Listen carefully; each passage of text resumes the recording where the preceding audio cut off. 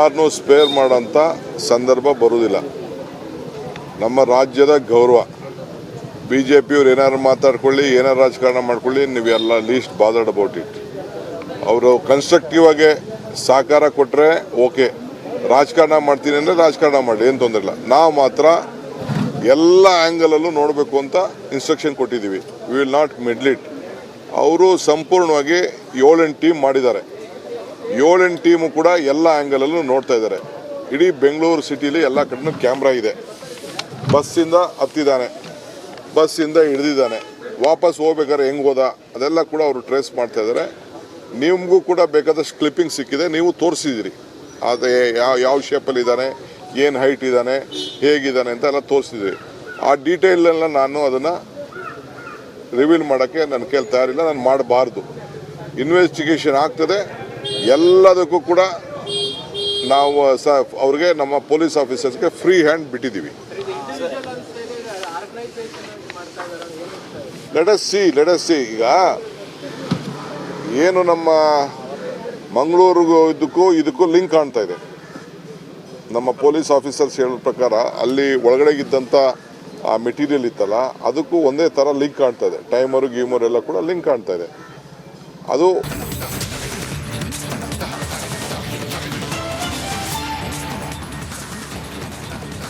ನೋಡಿ, bomb blast ಆಗ್ತಾ ಇದ್ದಂತೆ ಪೊಲೀಸ್ ಪಡೆಯಂತೂ ಅಲರ್ಟ್ ಆಗಿದೆ.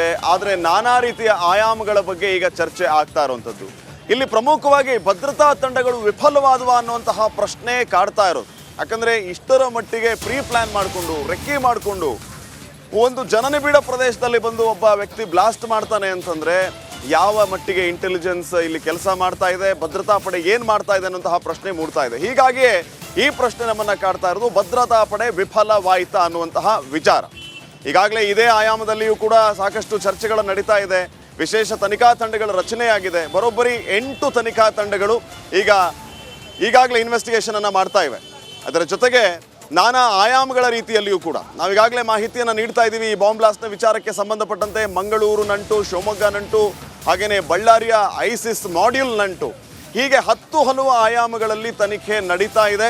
ಅದರಲ್ಲಿ ಬಹಳ ಪ್ರಮುಖವಾಗಿ ಇಂಥ ಜನನಿಬಿಡ ಪ್ರದೇಶ, ಒಂದು ಪ್ರತಿಷ್ಠಿತ ರಾಮೇಶ್ವರ ಕೆಫೆ ಹೋಟೆಲ್, ಇಲ್ಲಿ ಸಾಕಷ್ಟು ಜನ ದಿನ ಬೆಳಗಾದ್ರೆ ಸೇರ್ತಾರೆ.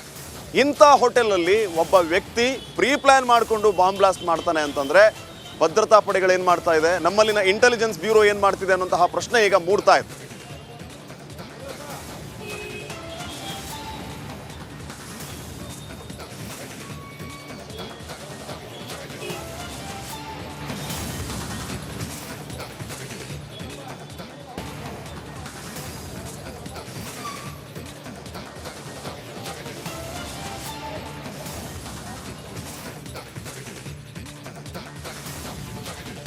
ಬಾಂಬ್ ಬ್ಲಾಸ್ಟ್ ಪ್ರಕರಣಕ್ಕೆ ಸಂಬಂಧಪಟ್ಟಂತೆ ಮತ್ತಷ್ಟು ಎಕ್ಸ್ಕ್ಲೂಸಿವ್ ಡೀಟೇಲ್ಸ್ ರಿಪಬ್ಲಿಕ್ ಕನ್ನಡಕ್ಕೆ ಲಭ್ಯವಾಗ್ತಾ ಇರೋದು. ಒಂದಷ್ಟು ಪರಿಶೀಲನಾ ಕಾರ್ಯ ಈಗಲೂ ಕೂಡ ಪ್ರಗತಿಯಲ್ಲಿದೆ. ದೃಶ್ಯದಲ್ಲಿ ಗಮನಿಸ್ತಾ ಇದ್ದೀರಿ, ಎನ್ಎಸ್ಜಿ ತಂಡ ಕೂಡ ಆ ಘಟನಾ ಸ್ಥಳಕ್ಕೆ ಆಗಮಿಸಿ ಪರಿಶೀಲನೆಯನ್ನ ಮುಂದುವರಿಸ್ತಾ ಇದೆ. ನಿನ್ನೆ ಘಟನೆಯಿಂದ ಇದೀಗ ಇಂಟೆಲಿಜೆನ್ಸ್ ಬ್ಯೂರೋ ಹಾಗೆ NIA ಅಧಿಕಾರಿಗಳು ಎಚ್ಚೆತ್ತಿದ್ದಾರೆ. ಕೆಫೆಯಲ್ಲಿ ರಾಮ ಮಂದಿರ ಪ್ರತಿಷ್ಠಾಪನೆಯ ಸಂಭ್ರಮ ನಡೆದಿತ್ತು. ಸೋಷಿಯಲ್ ಮೀಡಿಯಾದಲ್ಲಿ ಆ ಫೋಟೋ, ಅಂದರೆ ರಾಮ ಪ್ರತಿಷ್ಠಾಪನೆ ಸಂದರ್ಭದಲ್ಲಿ ರಾಮೇಶ್ವರ ಕೆಫೆ ಮುಂಭಾಗದಲ್ಲಿ ಸಂಪೂರ್ಣವಾಗಿ ಭಾಗವತ್ ಧ್ವಜ, ಆ ದಿನವನ್ನ ಸಂಭ್ರಮಿಸಲಾಗಿತ್ತು ರಾಮೇಶ್ವರ ಕೆಫೆಯಲ್ಲಿ. ಈ ಉದ್ದೇಶಕ್ಕೇನಾದ್ರೂ ಈ ರೀತಿಯಾದ ಅಟ್ಯಾಕ್ ಆಯ್ತಾ? Question mark. ಅನೇಕ ಅನುಮಾನಗಳಲ್ಲಿ ಈ ಆಯಾಮ ಕೂಡ ಒಂದು. ಈ ಆಯಾಮದಲ್ಲೂ ಕೂಡ ಇದೀಗ ತನಿಖೆಯನ್ನ ನಡೆಸಲಾಗ್ತಾ ಇದೆ. ಜನವರಿ 22ರಂದು ಕುಂದಲಹಳ್ಳಿ ಕೆಫೆ ಈಗೇನು ಬ್ಲಾಸ್ಟ್ ಸಂಭವಿಸಿತು, ಇದೇ ಕೆಫೆಯಲ್ಲಿ ಸಂಭ್ರಮಾಚರಣೆ ಆಗಿತ್ತು. ಭಾಗವತ್ ಧ್ವಜವನ್ನ ಕಟ್ಟಿ ಸಂಭ್ರಮಾಚರಣೆ ಮಾಡಿತ್ತು ಈ ಕೆಫೆ ಹಾಗೆ ಅಲ್ಲಿನ ಸಿಬ್ಬಂದಿಗಳು. ಸಂಭ್ರಮಾಚರಣೆ ಬಳಿಕ ಬಾಂಬ್ ಬ್ಲಾಸ್ಟ್ ಮಾಡಲಾಗಿದೆಯಾ, ಅದಕ್ಕೆ ಪ್ರತೀಕಾರ ರೀತಿಯಲ್ಲಿ ಏನಾದರೂ ಬಾಂಬ್ ಬ್ಲಾಸ್ಟ್ ಆಗಿದೆಯಾ, ಈ ವಿಚಾರಕ್ಕೆ ಸಂಬಂಧಪಟ್ಟಂತೆಯೂ ಕೂಡ ಇದೀಗ ತನಿಖೆಯನ್ನ ನಡೆಸಲಾಗ್ತಾ ಇದೆ. ಸ್ಫೋಟಕ್ಕೆ ಬಳಸಿದ್ದ ಸಲಕರಣೆಗಳನ್ನ ಕೂಡ ನೀವು ದೃಶ್ಯದಲ್ಲಿ ಗಮನಿಸ್ತಿದ್ದೀರಿ. ಡೀಟೇಲ್ಸ್ ನಮ್ಮ ಪ್ರತಿನಿಧಿ ನಾಗರಾಜ್ ನೀಡ್ತಾ ಹೋಗ್ತಾರೆ. ನಾಗರಾಜ್, ನೋಡಿ, ಒಂದ್ ಕಡೆ ಗುಪ್ತಚರ ಇಲಾಖೆ ಫೇಲ್ಯೂರ್ ಆಯ್ತಾ ಅನ್ನೋದು ದೊಡ್ಡ ಪ್ರಶ್ನೆ. ಮತ್ತೊಂದು ಕಡೆಯಲ್ಲಿ ರಾಮ ಮಂದಿರ ಆಂಗಲ್ ಕೂಡ ಇದೀಗ ತಳಕು ಹಾಕೊಳ್ತಾ ಇದೆ. ಸೋಷಿಯಲ್ ಮೀಡಿಯಾದಲ್ಲಿ ಬಹುದೊಡ್ಡ ಚರ್ಚೆ. ಸಂಭ್ರಮಾಚರಣೆಯ ಫೋಟೋಗಳನ್ನ ಶೇರ್ ಮಾಡಿ ಜನ ಮಾತನಾಡ್ತಾ ಇದ್ದಾರೆ. ಈ ಆಯಾಮ ಕೂಡ ತನಿಖೆಯಲ್ಲಿ ಒಳಪಟ್ಟಿದೆಯಾ? ಏನ್ ಮಾಹಿತಿ ಸಿಗ್ತಾ ಇದೆ ಈ ಬಗ್ಗೆ?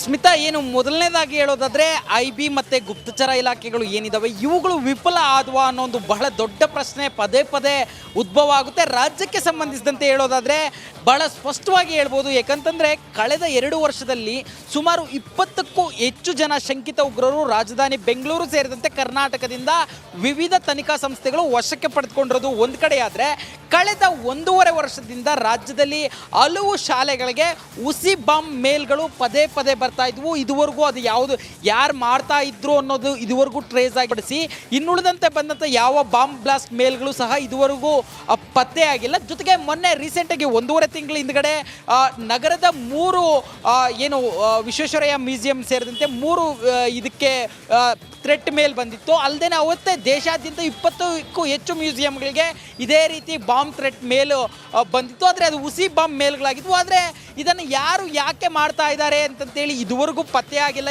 ಈ ಅಂಶಗಳನ್ನು ಇಟ್ಕೊಂಡು ನೋಡಿದ್ರೆ ನಿಜಕ್ಕೂ ರಾಜ್ಯ ಗುಪ್ತಚರ ಇಲಾಖೆ ಇರ್ಬೋದು ಅಥವಾ ಕೇಂದ್ರ ಗುಪ್ತಚರ ಇಲಾಖೆ ಇರ್ಬೋದು, ಇಷ್ಟೊಂದು ಹುಸಿ ಬಾಂಬ್ ಥ್ರೆಟ್ಗಳು ಬರ್ತಾ ಇದ್ರೆ, ಇಷ್ಟೊಂದು ಜನ ಶಂಕಿತರು ಸಿಗ್ತಾ ಇದ್ರೆ ಯಾಕೆ ಇದ್ರ ಬಗ್ಗೆ ಗಮನ ಹರಿಸಿರ್ಲಿಲ್ಲ?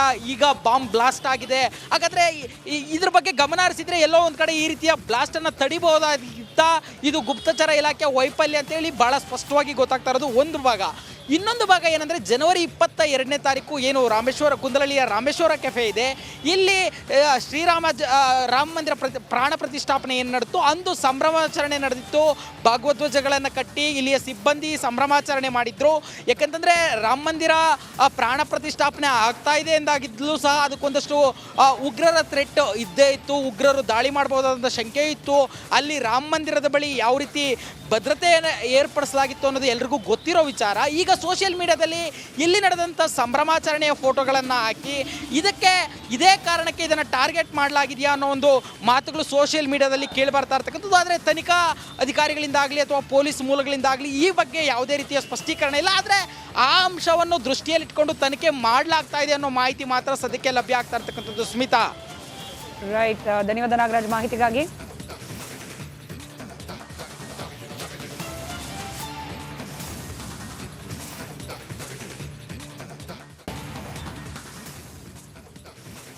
ಒನ್ಸ್ ಅಗೇನ್ ಅತಿ ದೊಡ್ಡ ಟೀಮ್ ಈ ರಿಪೋರ್ಟನ್ನು ನಿರಂತರವಾಗಿ ಮಾಡ್ತಾ ಇದೆ. ಇದು ಬಾಂಬ್ ಬ್ಲಾಸ್ಟ್ನ ಮತ್ತೊಂದು ಎಕ್ಸ್ಕ್ಲೂಸಿವ್. ಕೆಫೆಯಲ್ಲಿ ಸ್ಫೋಟಿಸಿದವರ ಉದ್ದೇಶವಾದರೂ ಏನು? ಪ್ರಾಥಮಿಕ ತನಿಖೆ ವೇಳೆ ಕಡಿಮೆ ತೀವ್ರತೆ ಬ್ಲಾಸ್ಟ್ ಬಹಿರಂಗಗೊಂಡಿದೆ.